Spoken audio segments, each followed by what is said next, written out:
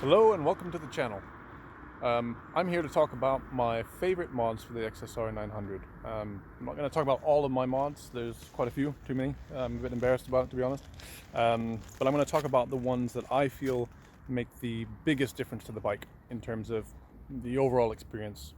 Some of it's about the handling, some of it's about comfort, some of it's about performance. So let's have a look. The very first mod that I think makes really the biggest, one of the biggest difference, it's actually this in combination with the next mod, to the handling of the bike, is the Woodcraft Clipons. So these allow you to get your handles down quite a lot based off the OEM. So you can see where my fork is right here and my handlebars are almost in line, just slightly above the top of the fork. And this really just gives you a great feeling of being on top of that front wheel whenever you're trying to do more sporty type of things, which I think is great and just really helps you connect in and dig in to the front end of the bike, which I think is fantastic. And that mod, along with the next mod that I'm going to show you, I think are the two biggest things that really transform the handling of this bike. So this is the second mod, and that, if you can see it, if I can get my camera to focus, is a Nitron R1 Shock. So it's their baseline shock, but it makes such a difference to the overall feel and performance of the bike. I'll probably do a separate video just talking about that, but it's a fantastic upgrade that I would recommend to anyone that's looking to really just make this bike perform the way it should. The counterpart to that is some Ktech internals that I've got on the forks, and the Ktechs are just the pistons. So I've got the pistons, I've got the springs, and I've got fresh oil as well inside of the OEM tube. So it's not a piston kit.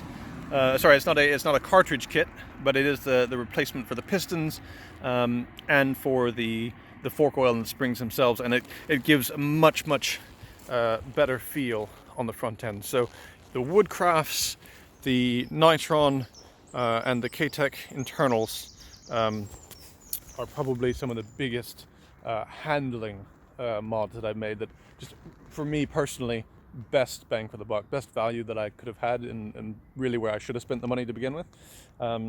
Which leads me to my first big purchase, which was, of course, an exhaust. We have to get an exhaust, right?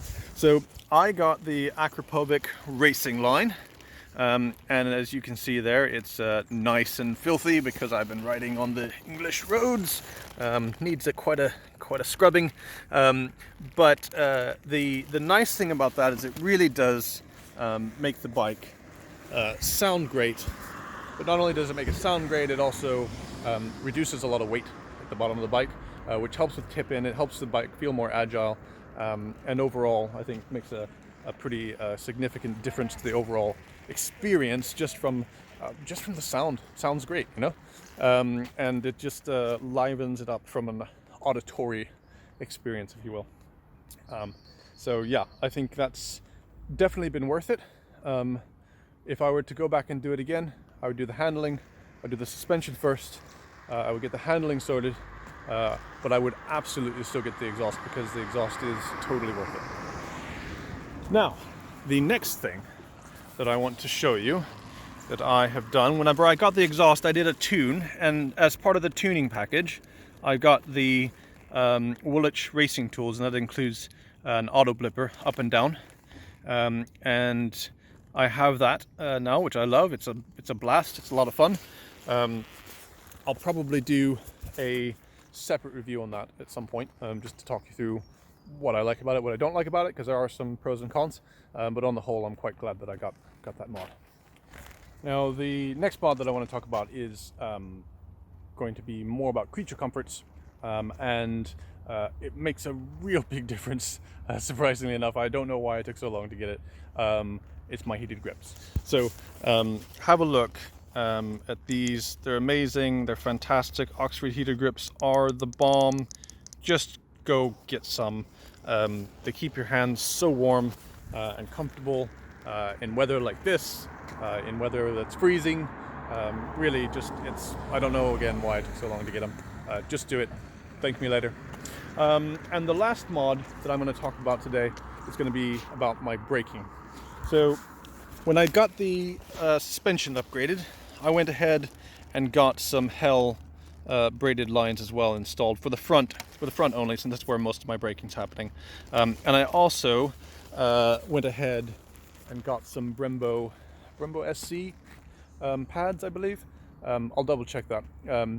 But they're not the full racing spec pads, but they're the kind of like road racing spec pads that Brembo does. It makes a big difference to the overall power of the brake.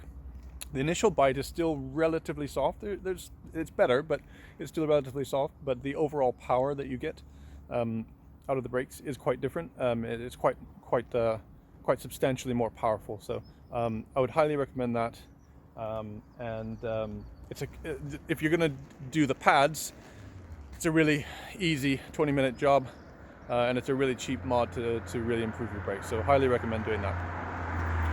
So yeah, those are my favorite mods for the xsr900. So if you enjoyed those, please give me a like. If you've got any other mods that are your favorite, stick them down in the links below. Give me a subscribe if you want to watch more content around this bike. We're going to be doing quite a few track days this year, so going to be going up to Snetterton, doing some time at Donington, a bit of Brands Hatch. We'll see where else, maybe some Silverstone.